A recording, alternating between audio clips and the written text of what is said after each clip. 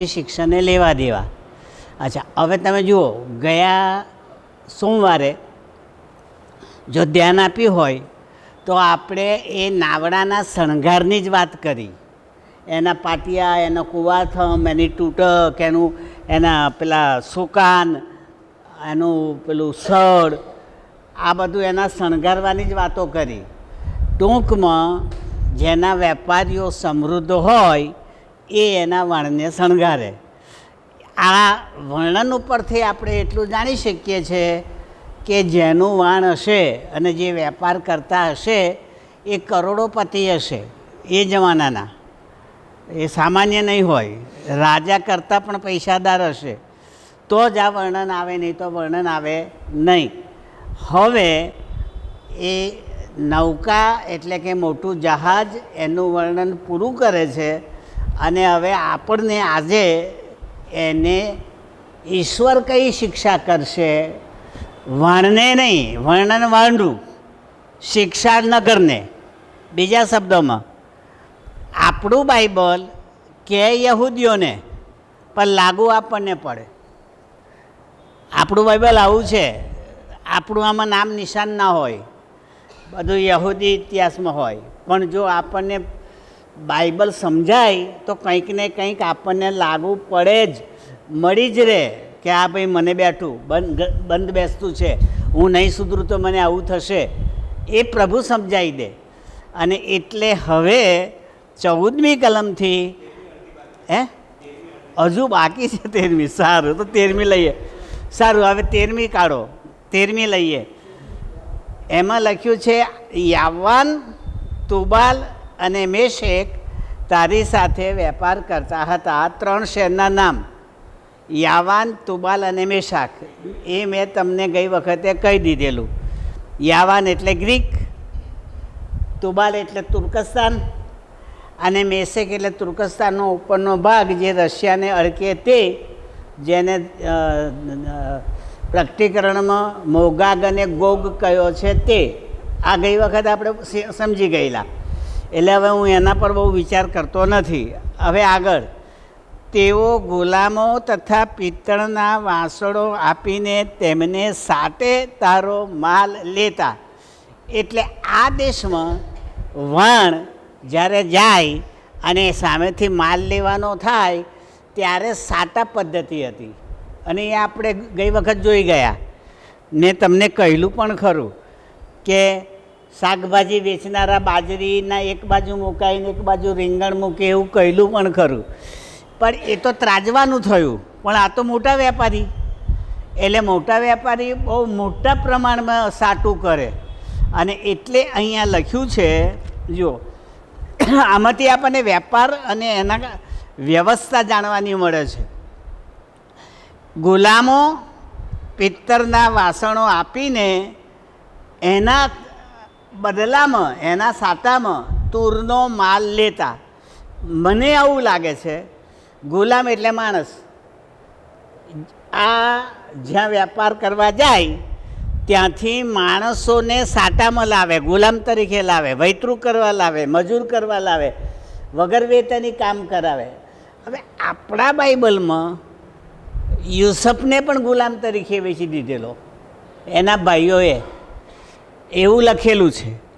એટલે જૂના કરારમાં ગુલામો એટલે માણસો વેચવાની ચીજ તરીકે ગણાતા હોવા જોઈએ. જેમ કોઈ વસ્તુ વેચાય એમ માણસ વેચાય. અને એ પદ્ધતિ 16મી સદી સુધી ચાલે છે. હું ઇતિહાસ જેટલો જાણું છું એટલું. યુરોપમાં આ બધી બહુ ચાલતી હતી.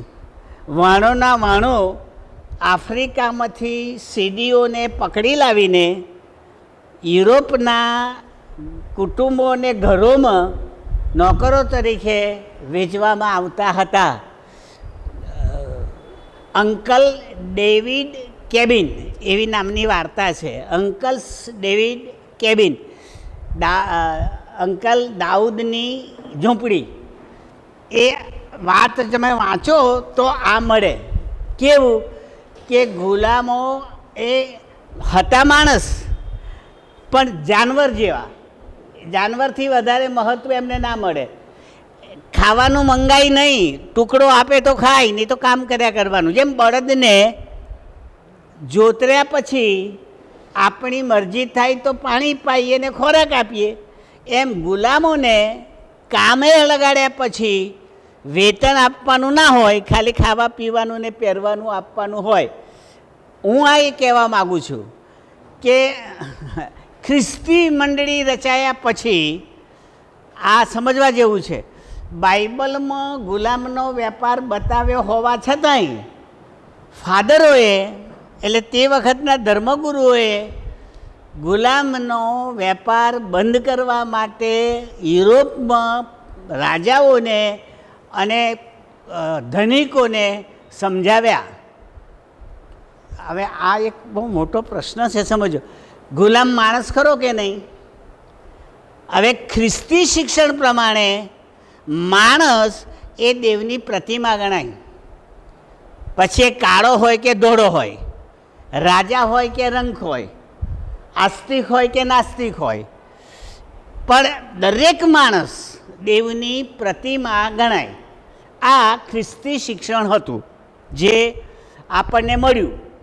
હવે જ્યારે ખ્રિસ્તી મંડળી યુરોપમાં વધી ત્યારે આ પ્રભુના શિક્ષણને ધ્યાનમાં રાખીને એમણે ગુલામીના વેપારને બંધ કરવા માટેના પ્રયત્નો કર્યા, અને એમાં ઘણા બધા ફાધરો મરી ગયા, ધર્મગુરુઓ મરી ગયા. હું ફાધર કેમ બોલું છું? કારણ કે પ્રોટેસ્ટન્ટ મંડળી તે વખતે નહોતી, ફક્ત કેથોલિક ચર્ચ એકલું જ હતું, અને એના બધા ધર્મગુરુઓને ફાધરો જ કહેતા હતા. ત્યાં પાસ્ટર શબ્દ નથી આવતો શરૂઆતની કેથોલિક ચર્ચમાં, ફાધર. અને જે ફાધર પ્રભુભોજન પડાવે એટલે કે દીક્ષિત હોય, પુલપીઠ પર જાય, એને પુરોહિત કહેતા હતા. ફાધર ખરા પણ પુરોહિત. પુરોહિત એટલે પૂજારી, આપણા શબ્દમાં પૂજારી. વેદીનું કામ કરે તે, અર્પણનું કામ કરે તે. આજે પણ તમે કોઈ ફાધરને પૂજજો, આજે એમના દેવળમાં જજો એક વખત અને પછી પૂજજો ફાધરને કે ભાઈ પ્રભુભોજન કોણ પડાવશે? તો એ અભિષેક ફાધર એ જ પ્રભુભોજન પડાવે, અને એને પુરોહિત નામથી ઓળખવામાં આવે છે. હું આ શા માટે માથાકૂટ કરું છું? કારણ કે ગુલામીનો વેપાર એટલા માટે બંધ કરાવે છે ખ્રિસ્તી મંડળી, કારણ કે ખ્રિસ્તી સિદ્ધાંત પ્રમાણે દરેક માણસ દેવની પ્રતિમા છે એ વિશ્વાસ કરે તોય અને ના કરે તોય.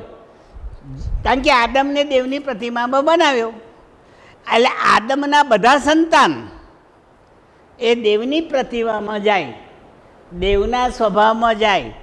પણ વિશ્વાસ કરે એને દેવ ઓળખ આપે, એટલે એને ખબર પડે કે હું દેવનું સંતાન છું. પણ પેલામને જેણે વિશ્વાસ નથી કર્યો એને દેવની ઓળખ થાય નહીં. એટલે પ્રભુની પ્રતિમા હોવા છતાંય પ્રભુ વગરના રહી જાય, એમને પ્રભુ ના મળે. આપણને તો એની કૃપાથી મળ્યો, કારણ કે વિશ્વાસ કર્યો એટલે કૃપા આવી, અને કૃપાએ આપણને ઈસુ થકી દેવ બતાવ્યા. એટલે આપણે દેવના છીએ એ ખ્રિસ્તીઓનો વિશ્વાસ. પણ અન્ય ધર્મીઓ એ દેવના હોવા છતાંય દેવને ઓળખી શકતા નથી. હવે દેવને ના ઓળખો તો શું થાય? પોતાની કલ્પના પ્રમાણે દેવ બનાવે અને એની પૂજા કરે. એટલે જે દેવને ઓળખતા નથી ત્યાં મૂર્તિ પૂજા જોર પકડશે. જોજો તમે, વધારેમાં વધારે મૂર્તિ પૂજા હશે જ્યાં દેવને ઓળખનારા ના હોય ત્યાં. આ સમજવા જેવું છે. તમે નકારી શકો નહીં કે ભાઈ તમારા દેવ નથી, એ તો દેવ જ માને છે. આપણે દેવ નથી માનતા, કારણ કે આપણને સાચા દેવ મળ્યા. બહારનું થોડું કહી દઉં. આપણા વડોદરાથી ને અમદાવાદથી સુરત નોકરી કરવા માટે ઘણા માણસો જાય ગાડીમાં. અમદાવાદથી જાય ને વડોદરાથી જાય સુરત. અને ત્યાંથી મોડું છૂટે ને પછી ગાડીમાં આવે એટલે અહીં આવતા આવતા 12-1 વાગી જાય. સાંભળો, 12-1 વાગી જાય એટલે આવી નહીને ખાઈને સૂઈ જાય અને વળી પાછું સવારમાં 8 વાગે જવાનું હોય તો અહીંથી 5 વાગે નીકળી જાય. તો એમના છોકરા સમજણા થાય તે પહેલાં એમના બાપા કોણ છે ખબર જ ના હોય, કારણ કે કદી જોવાના જ ના મળે હોય ને. તમે સમજો ના, આ હકીકત છે. એમના ઉઠ્યા પહેલાં જતા રહે અને ઊંઘી જાય ત્યારે આવે એટલે એમને કેવી રીતે ખબર પડે કે મારા બાપા કોણ? રજાના દિવસે એમની મા ઓળખાવે કે તારા બાપા, ત્યારે ખબર પડે કે મારા બાપા છે. આ જ સ્થિતિ માનવોની હતી. માનવો ઈશ્વરને ઓળખી શકતા નહોતા કે ભાઈ આપણો બાપ કોણ. પણ ઈસુએ વિશ્વાસ કરનાર લોકોને બાપની ઓળખાણ કરી આપી કે જો ભાઈ તારો બાપ આકાશમાં બેઠો છે, એનું નામ યહોવા, એ તારો બાપ. એટલે બાપની ઓળખ ઈસુએ વિશ્વાસ કરનારાઓને કરી આપી. ત્યારે એમને ખબર પડી કે આપણે તો દેવના છીએ. એનો અર્થ એવો કે જેને ખબર નથી પડી તે છોકરા તો ખરા કે નહીં? ખરા, પણ ખબર નથી. એટલે અમારું બાઇબલ કહે છે, એટલે ખ્રિસ્તી શિક્ષણ પ્રમાણે દરેક માનવને દેવની પ્રતિમા માનીને એને માનવ તરીકેનું સન્માન આપવું જોઈએ. ભલે ગરીબ હોય, ભલે ગુલામ હોય, ભલે સ્ત્રી હોય કે પુરુષ હોય, સ્લમ એરિયામાં રહેતો હોય, દારૂડિયો હોય, તો પણ માનવ તરીકેનું સન્માન એટલા માટે મળવું જોઈએ કે એ દેવની પ્રતિમામાં બનેલો છે, દેવને ઓળખતો નથી એટલે દુઃખી છે. હવે આ કોણે કર્યું? તો મુક્તિ ફોજના સ્થાપક વિલિયમ બુથે. વિલિયમ બુથે આપણા સતીશભાઈ જેવું કર્યું, રાઠોડ જેવું. એમણે નહીં પેલા દારૂડિયા મધ્ય સેવા નથી કરી સતીશભાઈ, અને દારૂડિયાને ભેગા કરીને ગીતો નહોતા ગવડાવતા પ્રભુની વધે, બસ એ જ કોપી વિલિયમ બુથે યુરોપમાં કરી. રાત્રે નીકળે, રોડ ઉપર પડીને આરોટતા હોય એને લાવે, કાં તો ભાનમાં હોય તો એના ઘેર લઈ જાય, અને ભાનમાં ના હોય તો એના આશ્રમમાં લાવે. પછી પાડી છાંટે, નવડાવે, થોડું ખવડાવે ને ભાનમાં આવે ને ત્યાર પછી એને થોડું થોડું શીખવાડે. એટલે ભાઈ તું પ્રભુનો માણસ છું, તું પ્રભુની પ્રતિમા છું ને આ મૂકી દે. પણ એમને એમ થોડા મૂકી દે. વર્ષો પછીની સેવા પછી આ પેલા દારૂડિયાઓમાંથી ખ્રિસ્તી મંડળી જે ઊભી કરી એને મંડળી નામ એમણે ના આપ્યું, પણ ફોજ નામ આપ્યું. મંડળી નહીં, ફોજ. ફોજ એટલે ટુકડી. અને એ સમજી ગયા વિલિયમ બુથ. શું સમજી ગયા? આ દારૂડિયા છે ને એ દારૂ મૂકવાના જ નથી, એ ખ્રિસ્તી થશે તો એ દારૂ જ પીવાના છે, એ એમને ખબર હતી. એટલે એમણે આપણા ખ્રિસ્તી ધર્મના 2 સંસ્કાર પાડવાની જ મૂકી દીધી. પવિત્ર સંસ્કાર છે, ગમે તે ના પાડી શકે, પણ એમણે કાઢી જ નાખ્યા. પ્રભુ ભોજનને બાપ્તિસ્મા. હવે તમારે પીવું હોય તો પીવો, જે હોય તો તમે પ્રભુના છો તો ગણો. ટૂંકમાં પ્રભુની ઓળખ આપવા માટે એમણે આવા માણસો મધ્ય સેવા કરી. એમાંથી જે ફોજ ઉત્પન્ન થઈ એનું નામ સાલ્વેશન આર્મી. અને આજે પણ સાલ્વેશન આર્મીમાં આ 2 સંસ્કાર નથી. ખબર નહીં, દારૂ પીવો છે એટલે એમ નહીં. હું એવું એ તો દારૂ તો આપણે મેથોડિસ્ટવાળા પીતા છે ભાઈ. હું તો ફરું બદલે એટલે હું જોઉં છું. આઈપી મિશનના પરામાં અંદર ગળાતો હોય દારૂ. પરા હોય ને, પરા એની બહાર ગળાતો હોય. મોડી રાતની મિટિંગ છૂટે ને ત્યાં શરૂ હોય આપણે મેથોડિસ્ટવાળાના પરા નથી એટલે લાવીને પીએ છે, પણ પેલા તો ગાડીને પીવે જે હોય તે. પણ ખ્રિસ્તીઓની છાપ ત્યારે પણ દારૂડિયાની હતી અને આજે પણ દારૂડિયાની છે. તમે ભલે ને છાતી ફૂલાવીને ફરતા હોય, કારણ કે ગોવાથી આવતી વખતે આફિયાબેનની સાથે હું ટૂરમાં હતો અને મુંબઈની અંદર પ્રવેશ્યો ગોવામાંથી, ત્યારે અમારી મેટાડોરમાં બધા ઊંઘતા હતા, હું જાગતો હતો અને પોલીસે અટકાવ્યા. એટલે કંઈથી આવો છો? મેં કહું ગોવાથી. તો કે ચેક કરવું પડશે. મેં કહું અમે ખ્રિસ્તી છીએ. તો પેલો પોલીસવાળો કહે તો કરવું જ પડે. આ એની છાપ, ખ્રિસ્તી હોય એટલે તો કરવું જ પડે. એનો અર્થ કે આખું જગત એવું માને છે કે ખ્રિસ્તીઓ દારૂ પીવે છે. એમાં આપણે આવી ગયા. ભાઈ આપણે ડાયા નથી, ભલે ભલે સુધર્યા, પણ આપણે આપણી છાપ આપણી આજુબાજુના રહેનારા લોકોને પણ આવી છે. આ પ્રભુની પ્રતિમાને આપણે વગોવીએ છીએ અને એ વખતે ગુલામોનો વેપાર એ પ્રભુની પ્રતિમાને વગોવવા જેવો હતો. એટલે મંડળીએ એ પ્રથા ધીરે ધીરે દૂર કરાવી. પણ અહીં ગુલામ લખેલું છે એટલે વેપારમાં ગુલામો લેવામાં આવતા હશે, વેચવામાં આવતા હશે.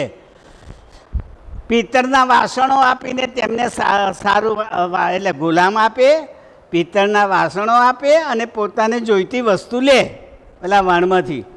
14મી કલમ. તોગાર માહના લોકો ઘોડા, રેવંતો તથા ખચ્ચરો આપીને તારો માલ લેતા. આ તોગાર માહ એ તુર્કસ્તાનમાં આવેલું નાનું નગર છે. હવે બહારના શિક્ષક તરીકે હું આટલું જાણું છું કે આપણા યુદ્ધમાં જે ઘોડા વપરાય ને એ ઊંચા, મજબૂત અને ખડતલ હોવા જોઈએ. ઈસુ બેઠા હતા એવા ઘોડાવાળા નહીં, ગધેડા જેવા ઘોડા નહીં, ખચ્ચરવાળા ઘોડા નહીં, મજબૂત અને ઊંચા ઘોડા હોવા જોઈએ. અને ઇતિહાસમાં એવું લખેલું છે કે ગુજરાતમાં સૌરાષ્ટ્રના ઘોડા વખણાય અને ભારતમાં અરબી ઘોડા વખણાય, અરબસ્તાનના. પણ આ તુર્કસ્તાનની વાત છે. એટલે તુર્કસ્તાનના ઘોડાઓ લશ્કરમાં વપરાતા હશે એટલે એનો વેપાર ચાલતો હશે. ઘોડા આપીને માલ લે, એ ઘોડા પેલા લશ્કરવાળાને વેચી દે એટલે એમને પૈસા મળે. એટલે ઘોડાના નામ આપ્યું તમે જુઓ. તુરંગ, તુરંગ શબ્દ ઘોડા માટે વાપર્યો છે. જુઓ, રેવંત, રેવંત શબ્દ વાપર્યો છે. રેવંત એટલે વેગીલો ઘોડો, થનગનાટવાળો ઘોડો, એને રેવંત ચાલ છે ઘોડાની. 3 પ્રકારની ઘોડાની ચાલ હોય. ઠેકડા મારીને ચાલે, થબકારા મારીને ચાલે અને પાણીનું ટીપું ના છલકાય એવી ચાલવાળા ઘોડા હોય. તમે છલકાતું પાણી લઈને ઘોડા પર બેઠા હોય અને ઘોડો દોડે તો તમારું પાણી ના છલકાય, એને રેવંત કહેવાય. એ રેવંત ચાલ છે ઘોડાની. એટલે લશ્કરમાં એવા ઘોડા જોઈએ કે જે સૈનિકોની કમરને નુકસાન ના કરે, કમર મજબૂત રાખે. પેલા વાહનમાં ખચ્ચર ચાલે, બીજા ઘોડા ચાલે, એને માલ લાવવા લઈ જવા, પણ યુદ્ધમાં ના ચાલે. એટલે આ ઉત્તમ પ્રકારના ઘોડા આપીને એ પોતાની વસ્તુ લેતા હતા. પણ ક્યાંના? તોગારમાં, તુર્કસ્તાનનું એક શહેર. 15મી કલમ. દેદાનના માણસો તારી સાથે વેપાર કરતા હતા. દેદાન પણ અરબસ્તાનની અંદર આવેલું શહેર છે. એટલે ઇઝરાયેલના, હવે હું તમને સીધું જ કહી દઉં, યાદ રહેવું, આફ્રિકાના ઉત્તરમાં આવેલા મિસરમાંથી મૂસાએ ઇઝરાયેલીઓને કાઢ્યા ને, અને પછી જે સિનાઈના અરણ્યમાંથી એમને દોર્યા ને, એ અરબસ્તાન. એને અરબનું રેગિસ્તાન કહે છે. બહુ મોટું રેગિસ્તાન છે, અડધું અહીંયા આવે છે ને અડધું અરબસ્તાન બાજુ છે. પણ અરબસ્તાન એ પ્રદેશ ઇઝરાયલને અડકીને આવેલો દેશ છે અને એના રણ પ્રદેશમાં અથવા એના અરણ્યમાં આ દેદાન નામનું નગર આવેલું છે. હવે આ ક્યાં લખ્યું છે? હું કહું એટલે નહીં માનવાનું, બાઇબલમાં એનો ઉલ્લેખ હોવો જોઈએ. તો મારા બાઇબલમાં એનો ઉલ્લેખ મેં આવો લખ્યો છે કે યશાયાનું પુસ્તક 21મો અધ્યાય અને 13મી કલમમાં આ દેદાન શહેર અરબસ્તાનમાં આવ્યું છે એનો ઉલ્લેખ યશાયાએ કર્યો છે. એટલે હું તમને કહું છું કે અરબસ્તાનમાં આવ્યું, ઇતિહાસની રીતે નહીં, ભૂગોળની રીતે નહીં, બાઇબલની રીતે. તો બાઇબલ પ્રમાણે ત્યાંના માણસો શું કરતા હતા સાંભળો, તારી સાથે વેપાર કરતા હતા. ઘણા ટાપુઓ તારા હાથ નીચે વેપાર કરતા હતા. તેઓ હાથીદાંત અને અબનુસના નજણાના તારે સાધુ લાવતા હતા. આ બે વેપાર તુર્કસ્તાનને આપતા હતા. શું આપતા હતા? અહીં લખ્યું છે અબુનસ નામનું લાકડું અને હાથીદાંત.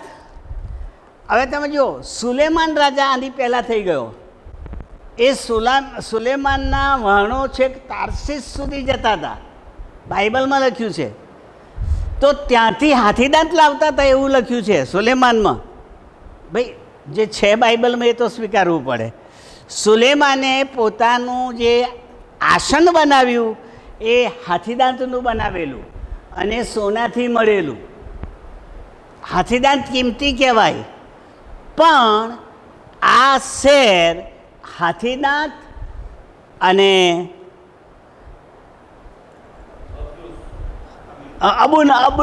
અબનુસનું લાકડું સીસમ જેવું. અચ્છા, હવે અબનુસનું લાકડું બહાર કદીએ જોવાનું મળે નહીં, પણ કઠણ મજબૂત લાકડું.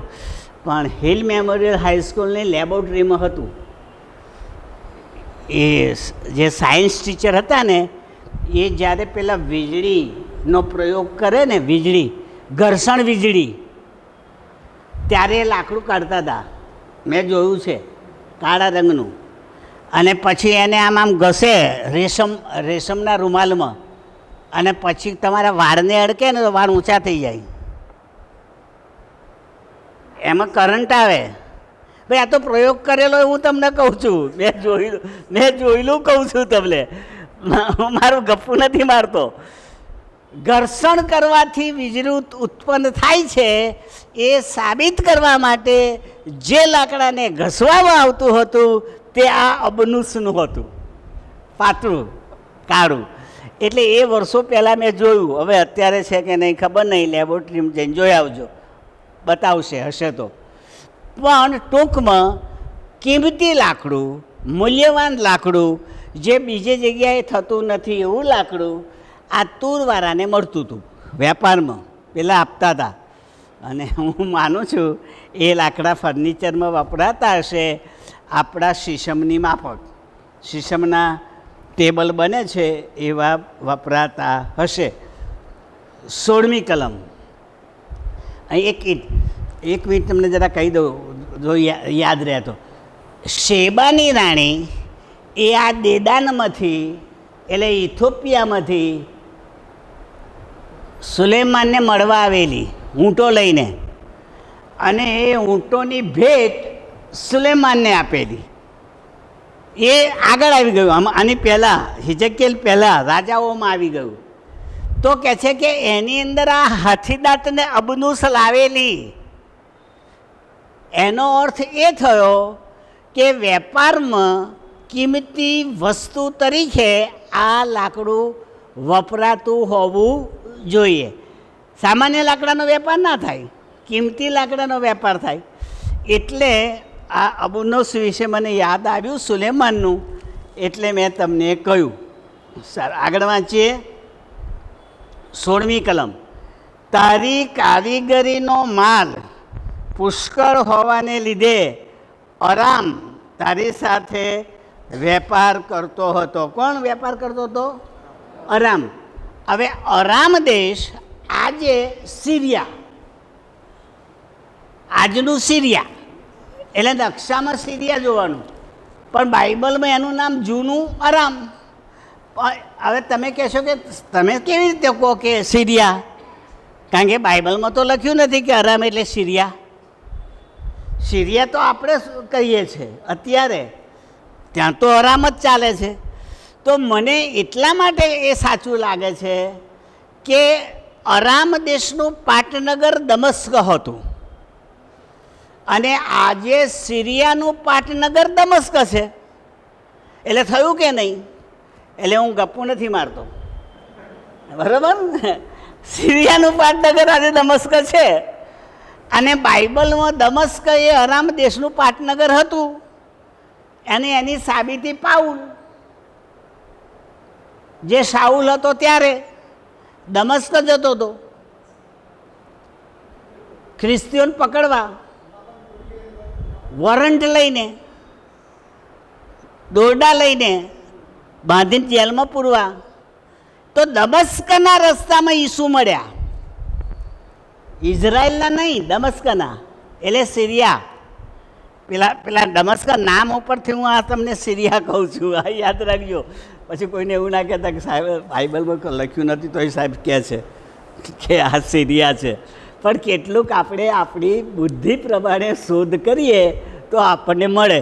તો આ સિરિયા યાદ રાખજો, એ એની સાથે વેપાર કરતા હતા એવું લખેલું છે. શું? અરામ એટલે સિરિયા. શું શાનો વેપાર કરતો હતો? નીલમણી, જાંબુડિયા વસ્ત્રો, ભરતકામ, બારીક ક્ષણ, પડવાળા અને માણે કાપીને તારો માલ લેતા હતા. સાટું યાદ રાખજો, આ આપે છે અને પેલો માલ લે છે. પૈસા નથી, નાણું નથી, કેશ નથી, વસ્તુની લેવડ દેવડ છે. આ આપે છે ને આ લે છે.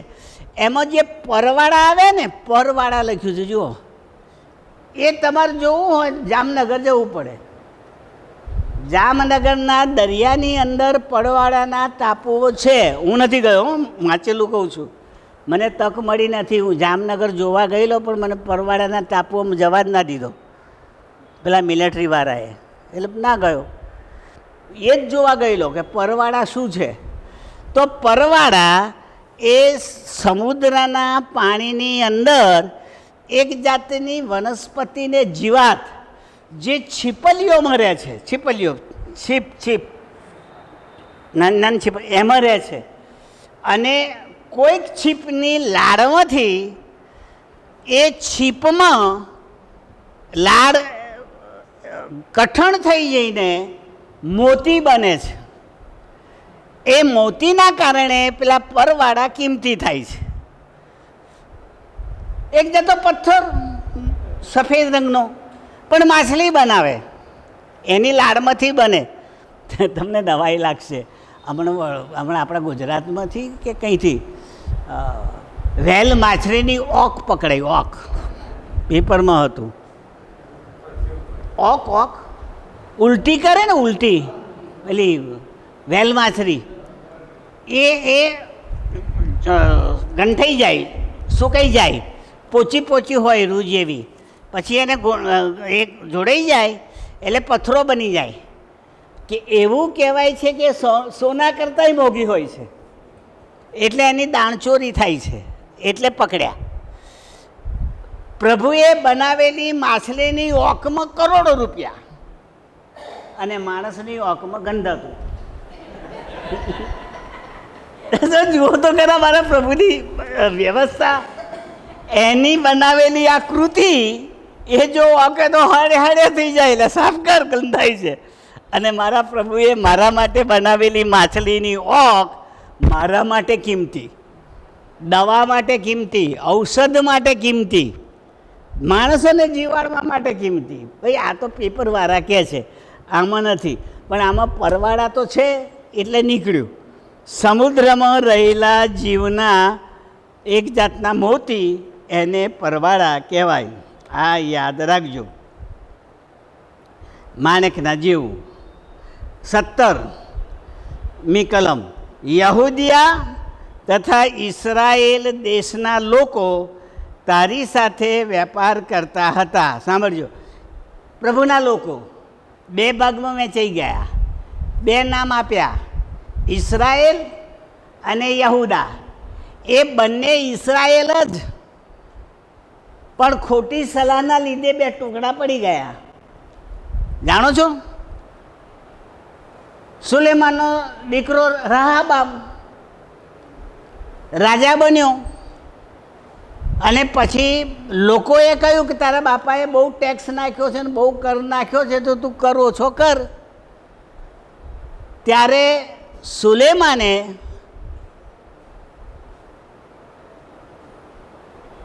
ત્રણ દાડાની મોહરત, રાહાબામે 3 દિવસની મોહરત માગી, મુદત માગી, અને પછી વડીલોને ભેગા કર્યા, વડીલોને, સિનિયર સિટીઝનોને, એના બાપાના સલાહકારોને, અને શું કહ્યું કે ભાઈ આ કર ઓછો કરવાનું કહે છે, ટેક્સ ઓછો કરવાનું, કે હું શું કરું? તો વડીલોએ કહ્યું કે છે માન તો એ તારા તાબે રહેશે અને તારી સાથે મદદમાં રહીને કામ કરશે ને તારું ભલું થશે. પછી આ રાજા સિનિયર સિટીઝનને કાઢી મૂકીને જુવાનિયાને બોલાયા એની ઉંમરના, અને એમને પૂછ્યું કે આ મને કહીને ગયા છે આવું, કે મારે શું કરવાનું? તો જુવાનિયા જેવી સલાહ આપે ને, એટલે શું કહ્યું? કહી દે કે મારા બાપાના મારી ટચલી આંગળી મારા બાપાની કમર કરતાં જાડી છે, આવું કહી દે. એટલે મારી ટચલી આંગળી મારા બાપાની કમર કરતાં જાડી છે, એટલે મારા બાપાએ કર કાઢ્યો એના કરતાં હું વધારે કરી નાખીશ, આવું શીખવાડ્યું. અને એને કોનું માન્યું? જુવાનિયાનું. એટલે પેલા 10 કુળવાળા, 10 દીકરાની પ્રજા એ વંકવાઈ, અને શું કહ્યું? તરતા તું તારું સંભાળી લે, અમે અમારું જુદું કરીશું. એટલે 2 ટુકડા પડ્યા, એક બાજુ 10 અને એક બાજુ 2. કુલ દીકરા 12. યાકૂબના દીકરા 12, એનો આખો પ્રદેશ, એનું નામ ઇઝરાયેલ, કારણ કે યાકૂબનું નામ ઇઝરાયેલ દૂતે પાડેલું, એટલે એનું નામ ઇઝરાયેલ એના બાપ ઉપરથી. પણ એ ઇઝરાયેલના 10 કુળ વંકવાઈને જુદા પડ્યા, એટલે એ 10 મોટા હતા, વધારે હતા, એટલે એમણે ઇઝરાયેલ રાખ્યું. અને પેલા 2 કુળ, એમાં યહૂદા મોટું કુળ હતું, એટલે એનું નામ યહૂદા કરી દીધું. એટલે અહીં 2 આવ્યા. કયા? પેલા 10 ને પેલા 2. એ બધા માણસો તુરની જોડે વેપાર કરતા હતા. હવે આ યાદ, જે રાજ્ય, જે પ્રદેશ ઇઝરાયેલ સાથે સંબંધમાં ના આવ્યો હોય ને, એ બાઇબલમાં આવે જ નહીં. કારણ કે આપણું બાઇબલનું બેઝ, આપણા બાઇબલનું મૂળ એ યાકૂબના સંતાનો પર જાય છે, બીજી પ્રજા પર નથી જતું. બીજી પ્રજાનો ઉલ્લેખ કરે છે, પણ પ્રભુ એના લોકોની સાથે રહે છે, એના પસંદ કરેલા લોકો સાથે રહે છે. એટલે આપણું આખું બાઇબલ ઇઝરાયેલીઓ માટે લખવામાં આવ્યું હોય એવું લાગે છે. કાયદા કાનૂન પણ એમના માટે, આશીર્વાદ પણ એમના માટે, ઈસુ પણ એમના માટે, એવું એ લોકો કહે છે. અને ઈસુ કહે છે કે ભાઈ યહૂદીઓમાંથી જ તારણ, બીજામાંથી નહીં. અને યહૂદીઓને બચાવવા જ ઈસુ આવ્યા, બીજાને બચાવવા નહીં. પણ પછી ઈસુ જ્યારે મરણ પામે છે ત્યારે એ સાર્વત્રિક બની જાય છે, માત્ર યહૂદીઓના નહીં પણ આખી દુનિયાના ઉદ્ધારક બની જાય છે. એ વાત પાઉલ દ્વારા આખા જગતને ગઈ, અને એટલે ખ્રિસ્તી ધર્મ વિશ્વવ્યાપી ધર્મ બન્યો. નહીં તો આજે યહૂદીઓ જ એને પોતાનું ગણીને આપણને પેસવા દેત નહીં, ખ્રિસ્તી ના થવા દેત, પકડી રાખત, આ અમારું, ઈસુ અમારા, આવું થાત. પણ પાઉલના કારણે ઈસુ આખા વિશ્વવ્યાપી બની ગયા અને આખી દુનિયા ઉપર જ્યાં કોઈ ઈસુ પર વિશ્વાસ કરનારા લોકો હોય એના માટે ઈસુ તારનાર બની જાય છે. આ કેટલો મોટો ફાયદો! જો યાદ રાખો, મંડળીના ઝઘડા ઉપર ના લઈ જશો. હું મેથોડિસ્ટને હું CNI, હું મુક્તિ ફોજને હું બ્રધરન, એ ઉપર સ્વર્ગમાં ના લઈ જશો. કારણ કે સ્વર્ગમાં નામ જ નથી એકેય મેથોડિસ્ટવાળો સ્વર્ગમાં નહીં હોય. ભાઈ હું ભાઈ બાઇબલ કહે છે. કેમ? કારણ કે ત્યાં સાર્વત્રિક મંડળી છે. આખી દુનિયામાં વિશ્વાસ કરનારાઓ બધા જે મંડળીમાં આવ્યા ઈસુને ઓળખનારા, એ પૃથ્વી પરના લેબલમાં જતું રહે અને સ્વર્ગીય લેબલમાં આવી જાય. એટલે હવે તમે નકારી શકો કે એટલે તું નહીં આવે ને હું જઈશ? ના કહી શકો. મેથોડિસ્ટવાળા એવું ના કહી શકે એટલે મુક્તિફોજવાળા તું રહી જઈશ, એવું ના કહી શકો. હા, માન્યતાઓ જુદી હોય, સિદ્ધાંતો જુદા હોય, પણ ઈશ્વર પર વિશ્વાસ કરનાર વ્યક્તિ એ સાર્વત્રિક મંડળીનો સદસ્ય બને છે. એવું આપણા ભજન સંગ્રહમાં વિશ્વાસનામામાં છે. હું સાર્વત્રિક મંડળીમાં માનું છું. ભાઈ અંદર હોય તો કહેવાનું કે નહીં? અને આપણો વિશ્વાસ છે પ્રેરિતોના કૃત્યોનો, પ્રેરિતોનો વિશ્વાસનામામાં, અને દર રવિવારે બોલીએ છીએ. એટલે સાર્વત્રિક મંડળીમાં તો આપણે માનીએ છીએ. તો કોઈ પણ મંડળીને આપણે વગોવાની નહીં, હલકી નહીં માનવાની. તારા સિદ્ધાંત ખોટા છે તું નરકમાં જઈશ એવું નહીં કહેવાનું. કારણ કે નરકમાં જવું કે ના જવું એ તો પરમેશ્વરે પોતાના હાથમાં રાખ્યું છે, તમારા હાથમાં નથી રાખ્યું. અને તમારા હાથમાં હોય તમે શું કરો કહો મને? નીપજે નરથી તો રહે નહીં કોઈ દુઃખી, શત્રુ મારીને સૌ મિત્ર રાખે. આ જ કરીએ આપણે. શત્રુ મારી નાખીએ, મિત્ર મિત્ર રહેવા દઈએ તો અડધું નાશ પામી જાય. મારા પ્રભુએ ન્યાય કરવાનું કામ પોતાની પાસે રાખ્યું છે, આપણને આપ્યું નથી. તો કદી કોઈનો ન્યાય નહીં કરવાનો. બાઇબલ ના પાડે છે. તું નરકમાં છે એવું તો કહેતા જ નહીં કદી કોઈને. પણ પ્રભુને ઓળખ, જીવન મળશે, ફાયદો થશે એવું તો કહેવાય. આ બે પાસા છે, નેગેટિવ અને પોઝિટિવ. પોઝિટિવ સુવાર્તા આપવાની, નેગેટિવ નહીં. નહીં તો આવતો હશે તો જતો રહેશે. કોઈ પ્રભુ પાસે આવતો હશે ને તમે નેગેટિવ કહેશો તો પાછી નહીં આવે, બંધ કરી દેશે, આપણું અપમાન કરે છે. કોઈ પણ અન્ય ધર્મીને આપણે ખ્રિસ્તી બનાવવો હોય તો એ ખોટું કરે છે એ કયા કરતાં પ્રભુ તને શું કરે છે એ કહેવું સારું. પ્રભુ તને પ્રેમ કરે છે કહેવું સારું. તારો ભગવાન ખોટો છે એવું કહેવું ખોટું. કારણ કે એનો ભગવાન ખોટો હોય તો ફરી મારું સાંભળે જ નહીં, મને કે તારો ખોટો, જા, આવું થઈ જાય.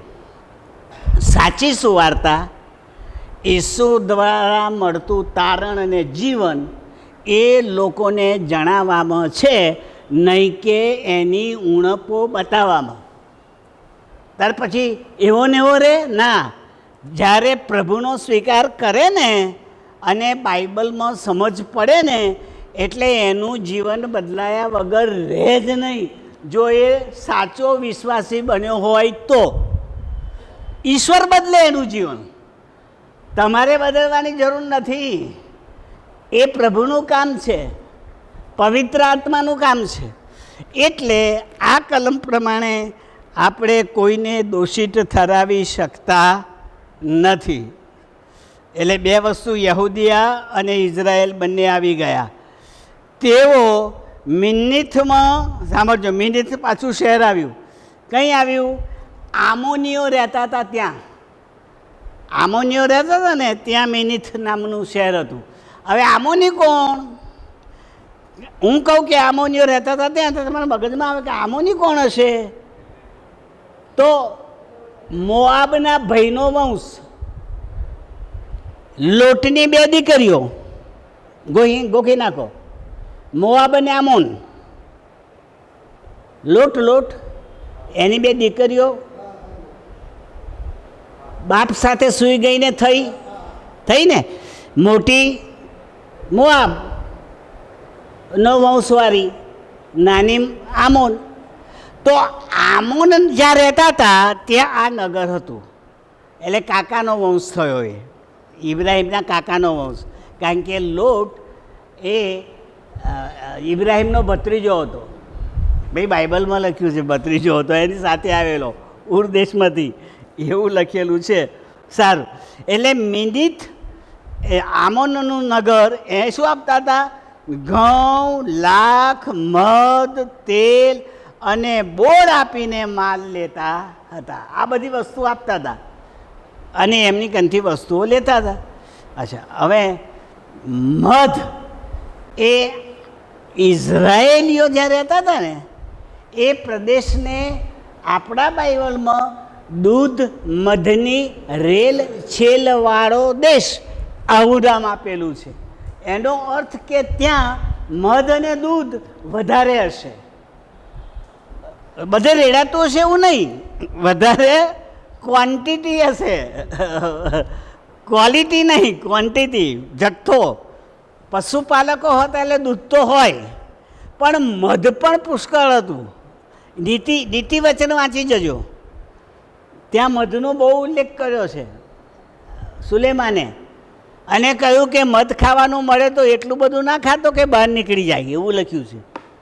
તારા ગળામાંથી બહાર નીકળી જાય એટલું મધ ના ખાતો. મધ સારું છે શરીર માટે, પણ ગળાની બહાર આવે એટલું નહીં ખાવાનું. ભાઈ નીતિ વચનમાં લખ્યું છે સુલેમાને. આવું બધું યાદ રાખીએ તો ફાયદો થાય, કારણ કે જ્યારે ખાવા બેઠા હોય ને અને પછી તૂટી પડીએ ત્યારે પેલું યાદ આવે, એટલે ગળામાંથી બહાર નીકળે એવું ના કહીશ. માપનું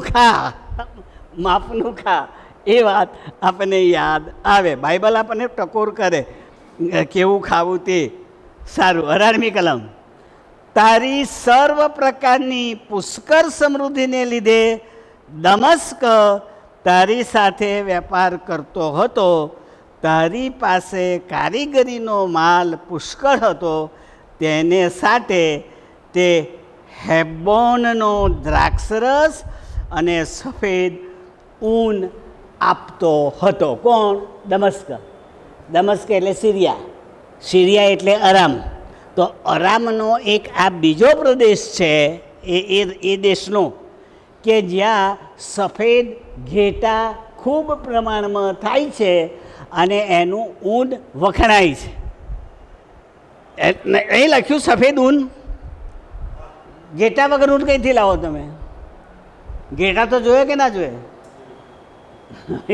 એટલે નાબાલ ઘેટાને ઊન કાપવા નહીં જતો. નાબાલ દાઉદ માણસને મોકલે છે કે ભાઈ લવારું આપ, અમે સૈનિકો ભૂખ્યા છે. તાર નાબાલ કહે છે કોણ દાઉદ? હું તો ઓળખતોય નથી. અને પછી દાઉદ રાજાને ગુસ્સો ચડ્યો ને મારવા જાય છે, ત્યારે એની પત્ની બચાવી લે છે. ભાઈ આ તો બધી વાર્તા થોડી યાદ રાખવી પડે, નહીં તો હજુ ઉપર જતું રહે. એટલે તે ઘેટાના ઊન કપાવા જો જતો હોય તો એનો અર્થ કે હજારો ઘેટા ત્યાં હોવા જોઈએ. પણ સફેદ ઘેટાવાળો આ પ્રદેશ છે એટલે સફેદ ઊન એવો શબ્દ અહીં વાપર્યો છે. અને દ્રાક્ષરસ, દ્રાક્ષની ખેતી થતી હશે એટલે દ્રાક્ષરસ પણ વેચાતો હશે એવું લખ્યું છે. પણ નામ કયું આવ્યું? હેબ્લોન. હવે હેલબોન. હવે હું આવું માનું છું, આ સાચું ના પણ હોય. હું કહું છું સાંભળો, મારી સમજ પ્રમાણે બોલું છું, કારણ કે બાઇબલમાં હેબ્લોન શબ્દ બીજે આપ્યો જ નથી, અહીંયા જ આપ્યો છે. એટલે આપણે ખાતરીપૂર્વક કહી શકતા નથી. પણ આ સફેદ ઘેટા જ્યારે લખ્યા ને ત્યારે એ ઘાસવાળા મેદાન હોવા જોઈએ, ઘેટામાં ઘાસ ચરાવનારા. તો એ ઇબ્રાહિમ અને લોટ જ્યારે ઉર દેશમાંથી નીકળી અને જે પ્રદેશમાં રહેવા જાય છે ને એ પ્રદેશ આ હોવો જોઈએ. એ હેબ્રોન છે. હેબ્રોન એનું નામ અહીં બદલાઈને કદાચ બીજી ભાષા, એ જ ભાષાનો હેલબોન કરેલું છે એવું મને લાગે છે. ખાતરીપૂર્વક નહીં, પણ મારી સમજ પ્રમાણે કહું છું. વેદાન ને યાવાન સૂતર આપીને તારો માલ લેતા હતા. પેલા તુર્કસ્તાનના શહેરો એ સૂતર આપતા હતા ને માલ લેતા હતા. તારા માલમાં ઘડતરનું સોનું, તજ, જોયું, લોઢું, તજ અને દાલચીની હતા. આ વેપારમાં ચાલતું હતું. 20મી કલમ પાછું ફરી દેદાન આવ્યું. દેદાન તારી સાથે સવારીના મૂલ્યવાન સાધનો વેપાર કરતો હતો. સવારી એટલે હું માનું છું ઘોડા ઉપર મૂકવામાં આવતું પેલું બેસવાનું, શું કહેવાય એને, જીન. જીન કહીએ કે ઘોડાની ઉપર માણસ બેસે ને તાર ચામડાનું આસન હોય છે. ના, એનું નામ છે કશું, પણ હું ભૂલી ગયો, મને યાદ હતું. ઉપર બેસવા માટેનું ચામડાનું માણસને બેસવા માટેનું હોય. પેલા પગ મૂકવા માટેના ચામડા સાથે જોડેલું. હવે મને યાદ આવશે તારે કહીશ. હમણાં તમે એટલું સમજી લો. તો આ ઘોડાનો પ્રદેશ છે, એટલે ઘોડા ઉપર બેસવા માટેના મટીરિયલ એ પણ વેચાતા હશે, એ પણ સાટામાં જતા હશે. એટલા માટે દેદાનને ફરી લીધું, બીજી વખત લીધું. અરબસ્તાનના કેદારના સર્વ ઉમરાઓ તારી સાથેના વેપારીઓ હતા. કેદાર પૈસાદાર પ્રદેશ હશે, એટલે ત્યાં ઉમરાઓ એટલે રાજાઓ, પૈસાદાર લોકો એની સાથે વેપાર કરતા હતા. એ ઉત્પત્તિના 25મા અધ્યાયને 13મી કલમમાં તમને મળશે. હવે અહીં કેદાર આવ્યું ને, એ કેદારમાં કોણ રહેતું હતું? એ પૈસાદાર લોકો ખરા, સમૃદ્ધ ખરા, સૈનિકોને બહાદુર રાજાઓ ખરા, પણ રહેતું હતું કોણ? તો પેલા એસાવવાળા, અદોમીઓ, યાકૂબનો ભાઈ એસાવ, એનો વંશ એ કેદારમાં રહેતો હતો. એટલે એ મજબૂત માણસો હતા. લડાઈ, જો ભાઈ એસાવ મજબૂત ના હોય તો યાકૂબ બીવે શું કરવા એનાથી? ગભરાઈ જાય છે, પાછો આવે છે તારે. એના વસીલાના 3 ટુકડા પાડે છે, એક ટુકડી, બીજી ટુકડી, ત્રીજી ટુકડી, અને પછી કે આગળ ચાલો, હું પાછળ છું. અને પછી મારો ભાઈ તમને કહે કે કોનું છે? તારે કહેજો તારા સેવક દાઉદ, અરે યાકૂબનું છે, અને તારા માટે મોકલ્યું છે, એવું કહેવાનું. આજે છે ને ભેટ લાંચના રૂપમાં આપવાની વાત આવી. બચવા માટે ભાઈને લાંચ આપવાની વાત આવી. પણ એસાવ લેતો નથી. દાઉદ ભલે બીતો હોય, પણ એસાવ લેતો નથી. અને એસાવ દાઉદને કહે છે, મારા પ્રભુએ મને ઘણું આપ્યું છે, હું તારું શું કરા લઉં? તું તો નાનો ભાઈ. નાના ભાઈનું મોટો ભાઈ લે એ શોભે નહીં, મોટા ભાઈનું નાનો ભાઈ લે ને શોભે, બાઇબલ પ્રમાણે. આમ તો બાપા સરખું જ વહેંચી આપે, પણ વારસો મોટા ભાઈનો હોય, નાના ભાઈને મોટો ભાઈ આપે. ક્યાં ખબર પડે છે? ઉડાવ દીકરામાં મોટા ભાઈ એના બાપાને કહે છે કે તમે મને કશું આપ્યું ને નાનાને બધું આપી દીધું. આ વાત ઈસુએ દ્રષ્ટાંતમાં એટલા માટે કહી, યહૂદી લોકો આ માનતા હતા, અને એ કેદારના ઉમરાઓની વાત આવે છે. હવે સાંભળજો, બહુ સરસ આવ્યું. વેપારીઓ હતા, તેઓ હલવાન એટલે ઘેટું, પણ નાનું બચ્ચું, નાનું બચ્ચું હોય બકરીનું અથવા તો ઘેટાનું, કૂમડું, 1-1.5 વર્ષનું, એ હલવાન કહેવાય. યાદ રાખીએ, નાની ઉંમરનું પશુ. હલવાન મેંઢા અને બકરાનો વેપાર કરતા હતા. કોણ? કેદારવાળા. ક્યાં રહેતા હશે? મેદાનમાં. એમનો મુખ્ય ધંધો કયો હશે? પશુપાલન, ઘેટા બકરાનો. એટલે હલવાન વેચતા હતા. મેંઢા એટલે મોટા ઘેટા, અને બકરા. આમાં ક્યાંય ગાય ને ગધેડું આવે છે? ભેંસ આવી? ઇઝરાયલમાં ફરવા ગયા હોય કે જો તમે ભેંસ જોઈ કદી ઇઝરાયલમાં? મેં નથી જોઈ, 2 વખત ગયો, આખા ઇઝરાયલમાં ફર્યો, કોઈ ભેંસ મેં નથી જોઈ. ગાય જોઈ છે, ઘેટા જોયા છે, બકરા જોયા છે, ખચ્ચર જોયા છે, ગધેડા જોયા છે, પણ ભેંસ નથી જોઈ.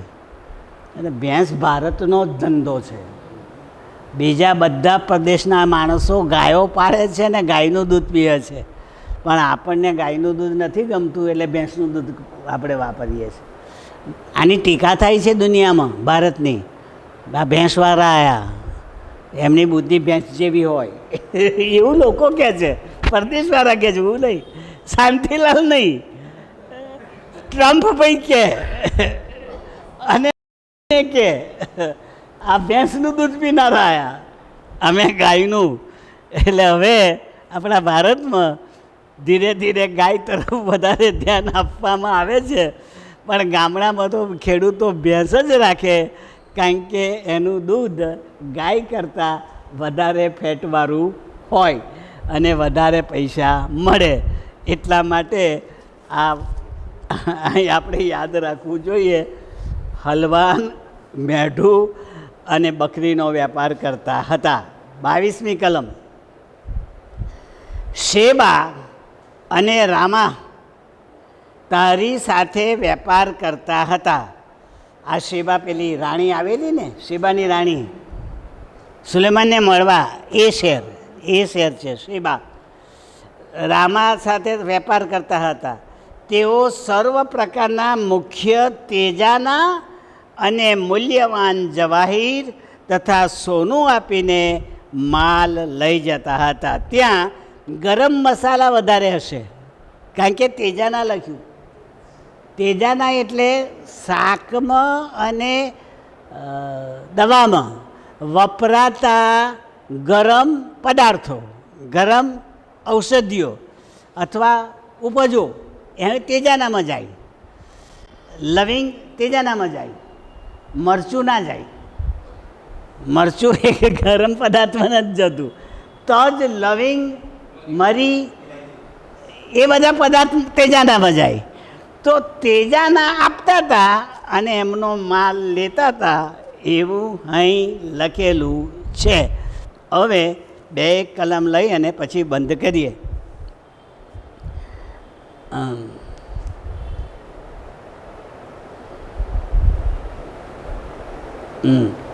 23મી કલમ.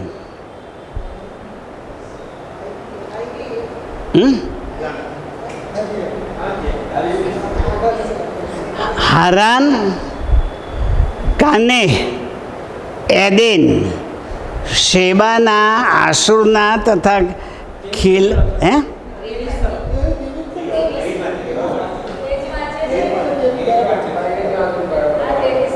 એ છે ને?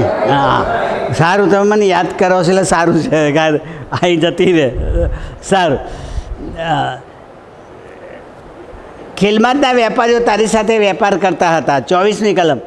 તારા બીજા માલની સાથે તેઓ સારી સારી વસ્તુઓ, નીલ અને ભરતકામના તાકા ને દોરડામાંથી બાંધેલા એરેજકાશની બનાવેલી કિંમતી વસ્ત્રની પેટીઓને તારી સાથે વેપાર કરતા હતા. પેટી એટલે લાકડાની વાસણ કે કપડાં મૂકવાની પેટી.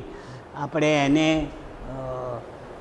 પેલા ગામડામાં મોટા મોટા પટારા હોય છે લાકડાના, સાગના લાકડાના, એવું આ તમે કહો તો વધારે સારું. સંદૂક. બરાબર, સંદૂક, રાઈટ.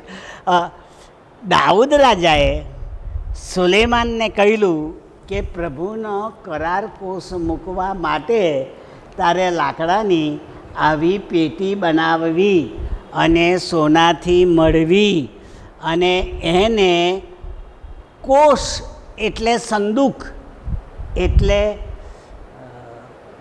લાકડાની પેટી એવું નામ આપવું, અને એમાં મારી શિલાપાટી, હારૂનની લાકડી, આકાશમાંથી પડેલું અન્ન મૂકી રાખવું.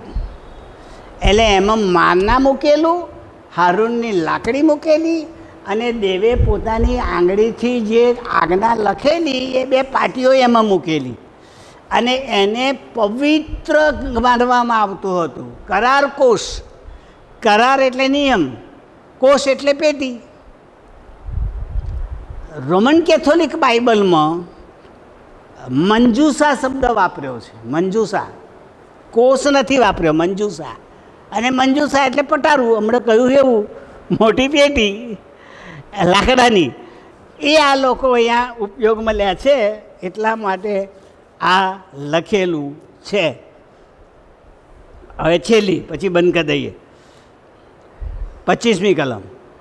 તાર્શીશના વહાણોના કાફલા, જો તાર્શીશ સૌથી ઉત્તરનું બંદર, એના વહાણોના કાફલા તારા માલને સારું આવતા હતા, અને તું ભર સમુદ્રમાં પૂર્ણ સમૃદ્ધિવાન અને વિખ્યાત થયો હતો.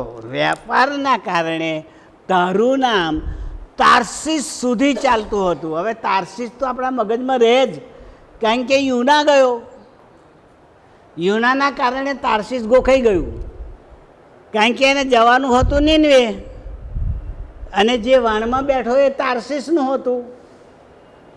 ભાઈ બાઇબલમાં લખ્યું છે તાર્શીશનું હતું. એનો અર્થ એ થયો કે યહૂદી લોકોનું સૌથી છેલ્લું બંદર, વેપારી મથક એ તાર્શીશ, અને તાર્શીશથી વાણો આવતા હતા અને માલ લાવતા હતા અને તુરની સાથે વેપાર કરતા હતા. ટૂંકમાં આજે એની શિક્ષાની વાત ના કરી, પણ એની સમૃદ્ધિની વાત કરી, એના વેપારની સમૃદ્ધિની વાત કરી. જ્યાં સુધી આ સમૃદ્ધિની વાત ના કરે ને ત્યાં સુધી એની પડતીની ખબર જ ના પડે. જ્યારે વડોદરામાં નવો આવ્યો ને તો પિક્ચર બહુ જોતો હતો, મૂવી બહુ જોતો હતો. હું મારે પત્ની જો જ કરીએ, સમય મળે ને મૂવી જોવા જતા રહે. એમાં એક એક્ટર આવું બોલે છે કે નંગા ક્યાં નાએગા ઓર ક્યાં નીચોએગા. ભાઈ આવું આવે છે, અંદર આવે છે અંદર. કે એટલે ગરીબ હોય તો પછી બાઇબલમાં વર્ણન કરવાની જરૂર જ શી, પણ આની વર્ણન કર્યું કારણ કે સમૃદ્ધ હતા, પૈસાદાર હતા, ધનિક હતા, મોટા વેપારીઓ હતા, એટલે બાઇબલમાં આવ્યા. બાકી મારા ને તમારા જેવા આલીમાલીનું નામ એમાં આવે નહીં. મારું બાઇબલ આપણી આગળ ઉત્તમ નમૂનો આપે છે અને કહે છે કે જુઓ, આવા માણસોની દશા પણ મેં બગાડી છે, સીધા ચાલજો નહીં તો તમારી એ ખેર રહેશે. હવે આ દમદાટી નથી, હું આ પ્રભુનો ન્યાય છે, અને પ્રભુના ન્યાયને વળગીને જીવવું જોઈએ. પ્રભુ આ સમજવાને આપણી મદદ કરો. આમેન.